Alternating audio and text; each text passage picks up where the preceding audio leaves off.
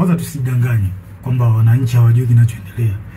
Hilo swali inabidi tulitoe kabisa akilini mwetu kwamba wananchi hawajui wananchi wanajua vizuri kinachoendelea. Tusijidanganye kwa hili. Kwanza nashauri kitu cha kwanza, jeshi lichukue nchi na kufanya mambo yafuatayo. Jeshi lichukue nchi na kufanya mambo yafuatayo. Tuzuie uchaguzi. Fandeside tunakushauri zuia uchaguzi. Huu uchaguzi una mtego mkubwa sana. Umekiuka sheria, katiba ya nchi. Na sisi pekee upande wetu ndio tunaweza kuzuia. Neki hawawezi kwa sababu nao wanatufaika katika hili.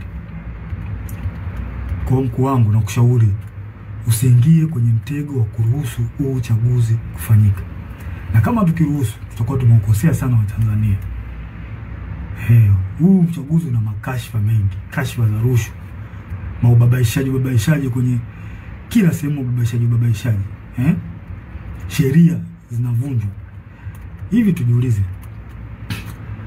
unaingia kwenye uchaguzi taifa likiwa limegawanyika? Hivi hatuoni haya mambo, hatuoni au tumeziba masikio yetu kwamba taifa limegawanyika? Mkuu, tusiruhusu taifa limegawanyika. Hili swala halina kificho, linaelezeka na linaonekana. Viongozi wa dini wameshauri, mzee wa Rioba, mzee Butiku, wameshauri sana juu ya haya mambo. Lakini watawala wameendelea kuwa na viburi, hawataki kuwasikiliza. Japo hawa wanashauri vitu vya msingi, hawataki kuwasikiliza. Maana yake nini? Kipi kinafichwa mpaka kulazimisha uchaguzi? Kipo Ikulu ambacho kinalazimisha uchaguzi kufanyika? Mnaficha makosa yenu, hamtaki makosa yenu watu wengine wakichukua nchi makosa yenu yasijulikane. Kwa hili hamtoki.